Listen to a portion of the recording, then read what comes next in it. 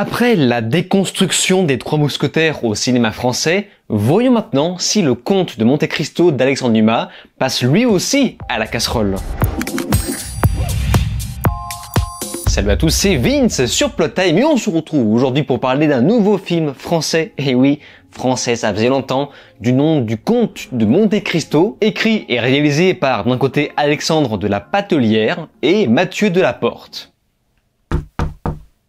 qui ont réalisé auparavant les films Le Prénom ou encore Un illustre inconnu, qui sont des films plutôt sympathiques. Mais ils ont malheureusement également scénarisé les deux parties des Trois Mousquetaires, d'Artagnan et Milady, et je vous renvoie d'ailleurs à ma dernière vidéo sur le sujet parce qu'il y a tellement de choses à dire, de choses que je ne souhaiterais pas voir dans cette nouvelle adaptation du Comte de Monte Cristo. La différence ici, c'est que je n'ai pas lu le livre, contrairement aux Trois Mousquetaires. En fait, j'écoutais un livre audio immersif diffusé il y a longtemps sur France Culture depuis le début des années 80, et je vous cache pas que c'est assez impressionnant à écouter, on dirait presque un film audio, et pour vous dire à quel point il y a même de la 3D sonore qui vous donne l'impression d'être dans une pièce lorsque vous écoutez l'audio avec un casque. En tout cas, monsieur, je vous l'ai dit, j'ignorais complètement le contenu de la dépêche dont j'étais porteur. Oui, mais vous savez le nom de celui à qui elle était adressée. Mais pour la lui remettre à lui-même, il le fallait bien.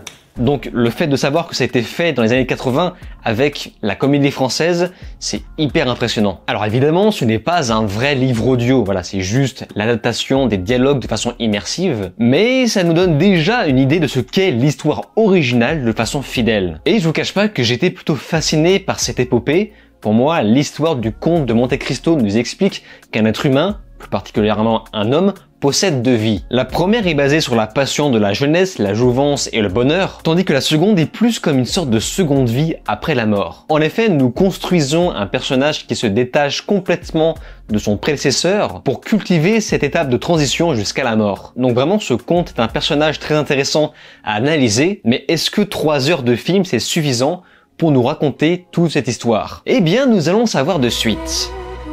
Je renonce à la seule force qui me tient en vie. Alors qu'il était sur le point de se marier, Edmond Dantès est victime d'un complot. En effet, il est accusé d'un crime qu'il n'a jamais commis. Et la punition sera sans merci, car il sera enfermé au château d'If, l'une des pires prisons où les détenus sont à peine considérés comme des humains. Mais lorsqu'Edmond en ressort, il devient un tout autre homme, le Comte de Monte Cristo. Et il tient bien à récompenser les vrais bros et punir les responsables de sa détention. Bon, alors déjà, très surpris de la salle choisie pour diffuser la première séance du cinéma dans lequel j'étais, donc qui est quand même un gros cinéma UGC. La salle était minuscule, mais ce n'est pas le problème. Le problème, c'est qu'une jeune femme s'était assise à côté de moi. Je me suis dit, oh, bah, un petit peu de compagnie, pourquoi pas. Mais malheureusement, ces dernières sentaient le pipi et le rat mort. Voilà. Oui, je sais, j'ai le nez sensible, c'est comme ça. Les gens qui sentent bon, pour moi, sentent très bon, mais les gens qui sentent mauvais, ils sentent très mauvais.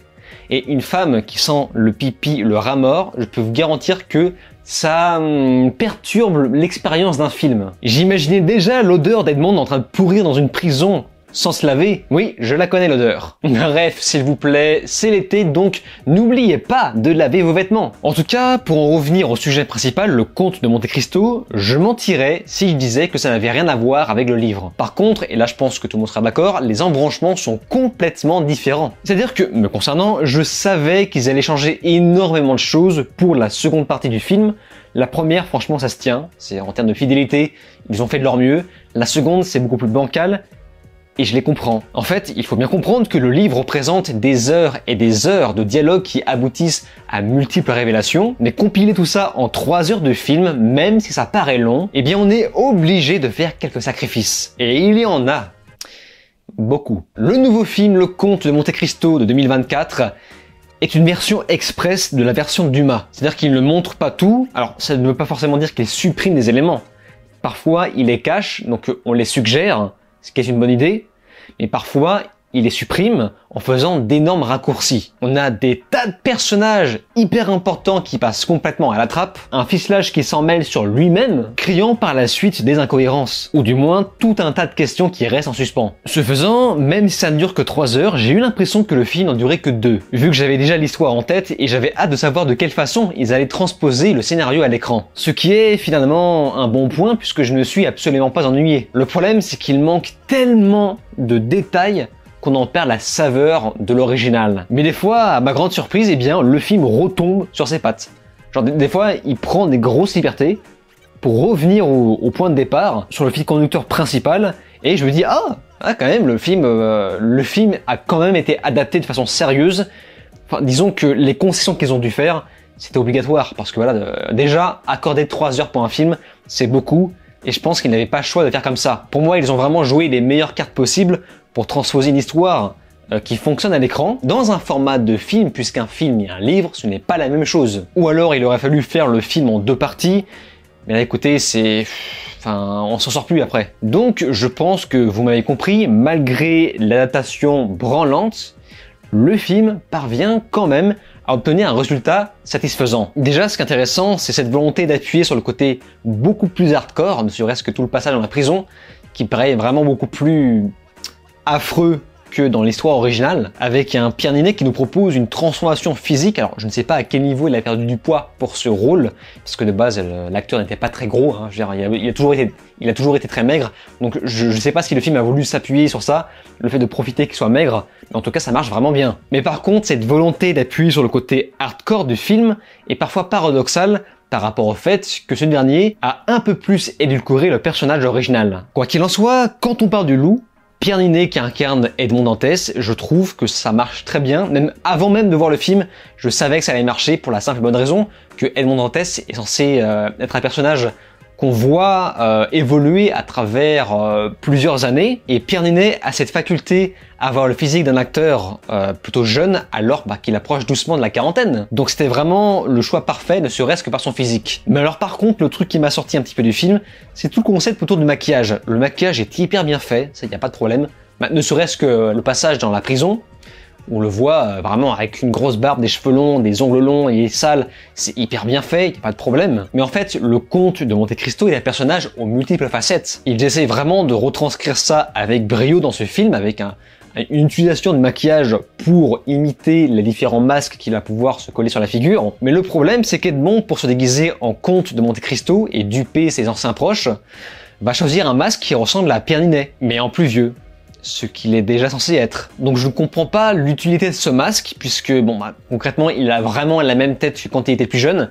C'est impossible de ne pas le reconnaître. Et je pensais vraiment que l'histoire allait s'appuyer sur le fait que ses anciens camarades ne le reconnaissent plus, enfin en tout cas ne se souviennent plus exactement de sa figure. Parce que là, encore une fois, il a la même tête que quand il était jeune, mais en légèrement plus vieux. Et en plus son masque, lorsqu'il le retire, n'est pas vraiment en latex. Vous savez, c'est une matière un petit peu caoutchouc solide. Ce qui est hyper bizarre parce que lorsqu'il le met, évidemment que le vrai masque n'est pas comme ça. Lorsqu'il est déguisé en un autre personnage, le maquillage est ultra sophistiqué, c'est hyper bien fait, mais il est évident que ce ne sont pas des masques ordinaires, c'est du maquillage. Bref, après là c'est vraiment du chipotage, parce que dans l'ensemble, les acteurs jouent tous très bien, vraiment c'est... Laurent Lafitte en Villeforte, impeccable. Et les autres, eh bien, ça relève parfois du sans faute. Sur la forme, on ne va pas tergiverser, c'est clairement un blockbuster à la française qui n'a pas à rougir face aux Américains. Il y a du budget, un petit peu d'aventure, un peu d'action qui évidemment n'existait pas à l'origine, mais ce n'est pas pour déplaire. Ça ajoute un petit peu de piquant. Mais surtout, il y a un travail au niveau de l'immersion, les décors, les costumes, la photographie qui arrache tellement moins les yeux que les 2 films Les Trois Mousquetaires. Et en plus de ça, il y a un rythme vraiment extrêmement soutenu au millimètre au niveau du montage. Le montage qui parfois nous expose des textes à l'écran pour savoir où on se trouve, en quelle année, et ce n'est pas forcément nécessaire, il suffisait juste de les placer dans les dialogues en introduction de certaines scènes. Ne serait-ce que pour la prison, ça aurait été tellement génial de ne pas le marquer à l'écran, juste le deviner, enfin on le dit après, verbalement, et ça aurait été génial. Ça veut dire qu'on aurait découvert les événements avec le personnage, comme dans le livre. Et avec ça, on a une musique orchestrale très prenante. Il y a de gros efforts sur l'ambiance, y compris au niveau des effets sonores, mais ce n'est hélas pas marquant pour autant. Le Comte de Monte Cristo de 2024 est-il mieux que les 2 parties des Trois Mousquetaires? La réponse pour moi est catégorique. Oui, les 2 parties de Trois Mousquetaires, c'était vraiment une autre histoire, mais vraiment c'est radical. Alors que là, je dirais surtout qu'ils pouvaient faire mieux. Mais après, on peut toujours faire mieux. Malgré ses défauts en très grand nombre en termes d'adaptation, ce film n'en reste pas moins une très belle pièce cinématographique française, avec un casting moins égoïste. Vous savez, ce genre de casting où on met des stars en avant Évidemment, il y a des stars ici, sauf que là, on a moins misé sur le fait de vouloir faire une sorte de crossover de tous les acteurs français. Allez hop là, avec un petit peu de fils à papa à droite à gauche. Non, là, on sent qu'ils ont fait ça très sérieusement, sans agenda politique, je précise, en nous proposant un film qui, je pense, plaira surtout à ceux qui ne connaissent pas l'histoire originale. Là, je pense qu'ils vont kiffer. Et pour les autres, ça sera un divertissement ok, qui peut-être à l'avenir s'exportera à l'étranger. On verra bien. Bref, c'était juste mon avis. Évidemment, n'hésitez pas à me faire part du vôtre dans les commentaires. Je les lirai avec plaisir. Vous savez de quoi je vais parler la prochaine fois sur mon Patreon? Je vais parler de politique. Voilà.